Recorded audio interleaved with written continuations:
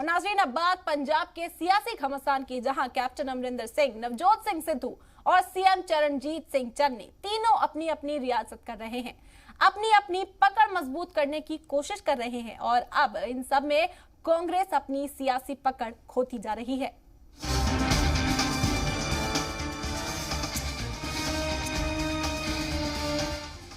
पंजाब में हाथ के पंजे से बगावत की मुट्ठी बंधी हुई है, यानी कलह बरकरार है, सियासी खींचतान।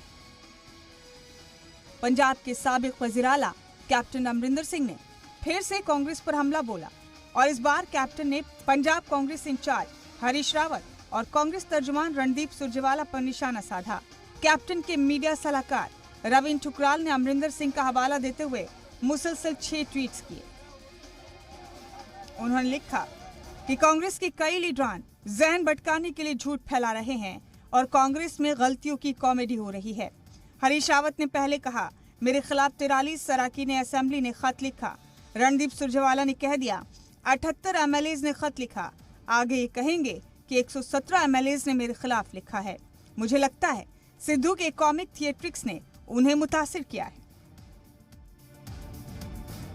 रवीन ठुकराल ने अपने एक और ट्वीट में यह भी लिखा कि कांग्रेस पूरी तरह कश्मकश में है।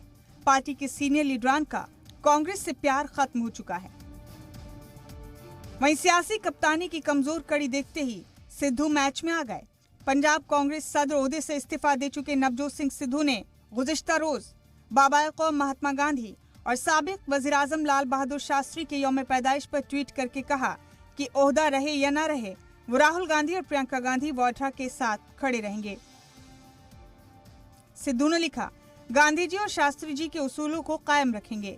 ओहदा रहे या नहीं रहे, राहुल गांधी प्रियंका गांधी के साथ खड़ा रहूंगा। सभी मनफी ताकतें भले ही मुझे हराने की कोशिश करें, लेकिन मुस्बत तवानाई के हर औंस से पंजाब को जीत मिलेगी।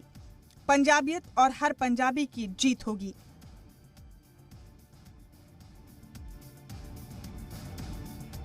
सिद्धू के इस बयान को नर्म रुख अपनाने के तौर पर देखा जा रहा है।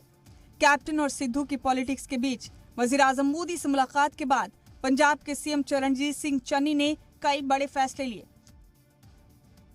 सीएम चन्नी ने रेलवे ट्रैक पर धरने के दौरान किसान तंजीमों के अरकान के खिलाफ दर्ज हुए मामलात को वापस लेने का हुक्म दिया है।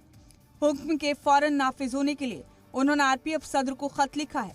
इसके अलावा आशीर्वाद योजना के उन मुस्तफिदीन बच्चियों के लिए उम्र की हद को भी हटाने के हुक्म दिए हैं जिन्होंने कोविड के दौरान अपने वालिदैन को खो दिया।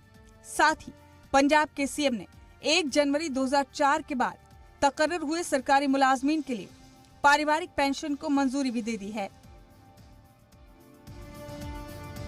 पंजाब के सीएम के ये फैसले आइंदा इंतखाब में इख्तिदार बरकरार रखने के लिहाज से किए गए अहम फैसले माने जा रहे हैं। ये फैसले इस लिहाज से काफी मायने रखते हैं।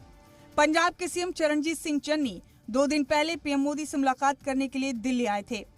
सीएम बनने के बाद पीएम के साथ ये रस्मी मुलाकात थी। इस बीच उन्होंने पीएम मोदी से ज़राई क़वानीन पर भी बात की थी।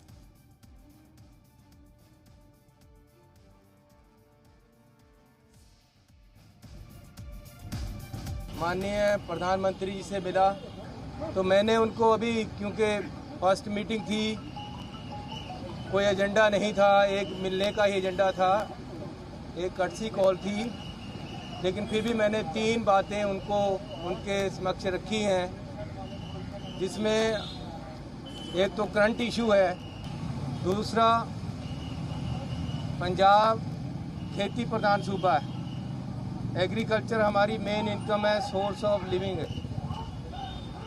तो मैंने उनको कहा है कि जो ये 3 बिल का झगड़ा है इसको ख़त्म करो। तीसरा जो मैंने उनसे बात कही है कि पाकिस्तान और इंडिया कॉरिडोर जो बना है उसको तुरंत खोल दिया जाए।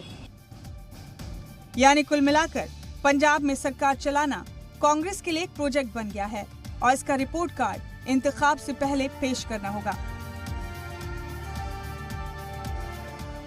अब कैप्टन अमरिंदर सिंह सिद्धू मुखालिफ लीडरान को जोड़ने में जुटेंगे।